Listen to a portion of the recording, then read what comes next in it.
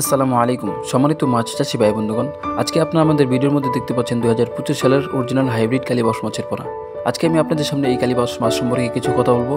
তবে যারা আমাদের চ্যানেলের মধ্যে নতুন, অবশ্যই আমাদের চ্যানেলটিকে সাবস্ক্রাইব করে রাখবেন এবং যারা পেজ থেকে আমাদের ভিডিওটি দেখছেন আমাদের পেজটিকে ফলো দিয়ে রাখবেন নতুন নতুন ভিডিও পাওয়ার জন্য। তাহলে চলুন শুরু করা যাক। সর্বপ্রথম কথা হচ্ছে, আমরা যদি এই হাইব্রিড কালীবাউস মাছ আমাদের পুকুরের মধ্যে চাষ করতে চাই, সেই ক্ষেত্রে আমাদের জন্য করণীয় কী? তো সেই ক্ষেত্রে যেহেতু এই মাছগুলো যে কোনো প্রতিকূল অবস্থায় যে কোনো পরিবেশে বেঁচে থাকতে পারে, সেই ক্ষেত্রে কিন্তু আমরা এই মাছগুলোকে সিম্পলি স্বাভাবিকভাবেই কিন্তু আমরা এই মাছগুলো চাষ করতে পারবো। তবে অবশ্যই আমাদেরকে কিছু নিয়ম অবশ্যই মানতে হবে, যে নিয়মগুলো এই মাছগুলো চাষ করার ক্ষেত্রে অধিক গুরুত্বর বা অধিক প্রয়োজনীয়। সেই নিয়মগুলো কি?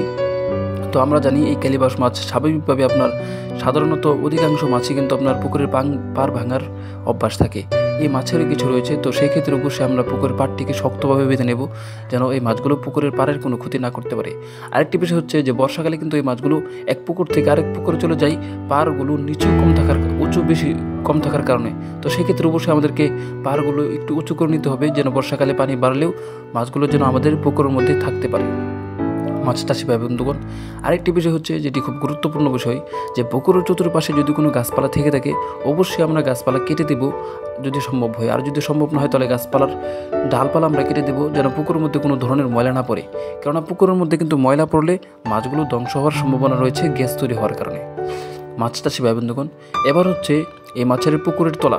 তো সেই ক্ষেত্রে কিন্তু অবশ্যই আমরা এই মাছের পুকুরের তলাটাকে সুন্দরভাবে মেরামত করব। যেমন আমরা পুকুরের তলার মধ্যে যেই কাদা রয়েছে সেই কাদার পরিমাণ কমিয়ে ফেলবো, এবং পুকুরের মধ্যে পানি প্রবেশ করানোর পূর্বে পুকুরের মধ্যে চুনা এবং মাটি সার ছিটিয়ে দেবো। এরপর আমরা পুকুরের মধ্যে মই দিয়ে টেনে দিয়ে পুকুরের মধ্যে পানি প্রবেশ করাবো। এরপর পানি প্রবেশ করানোর পর কিন্তু আমরা এই মাছগুলো আমাদের পুকুরের মধ্যে রাখতে পারবো। মাছ চাষি ভাই বন্ধুগণ, এবার হচ্ছে যে আমরা এই মাছগুলো প্রতি শতাংশে কত শত পিস একসাথে চাষ করতে পারবো। মাছ চাষি ভাই বন্ধুগণ, আপনারা আমাদের কাছে যে মাছগুলো দেখছেন, এই মাছগুলো কিন্তু আপনারা প্রতি শতাংশে 300 থেকে 400 পিস একসাথে চাষ করতে পারবেন। এবং এই মাছগুলোকে আপনারা খাবার হিসাবে কি দিবেন? আরেকটি বিষয়, যে খাবারের ক্ষেত্রে আমরা অনেকে একটা ভুল করে থাকি, যে মাছগুলো দেখা যায় যে আমরা যে মাছগুলো আপনার 3 থেকে 4 মাস বা 2 থেকে 3 মাসের মধ্যে আমরা যে মাছগুলো বাজারজাত করব, ওই মাছগুলোর মধ্যে দেখা যায় আমরা 6 মাস 7 মাস লাগিয়ে ফেলি। এর সবচেয়ে বড় কারণ হচ্ছে যে আমরা খাবারের যে নিয়মটা রয়েছে ওই নিয়মটা আমরা মানি না। কেমন নিয়ম? যে খাবার আমরা যদি দেই, দেখা যায় মাছগুলোকে আমরা নিয়মতান্ত্রিক খাবার দিই না। দেখা যায় একবার সকালে খাবার দিই আর একবার রাত্রে খাবার দিই, আবার এমন হয় একবার দুপুরে খাবার দিই আর একবার রাত্রে খাবার দিই। বিষয়টা এমন না ভাই।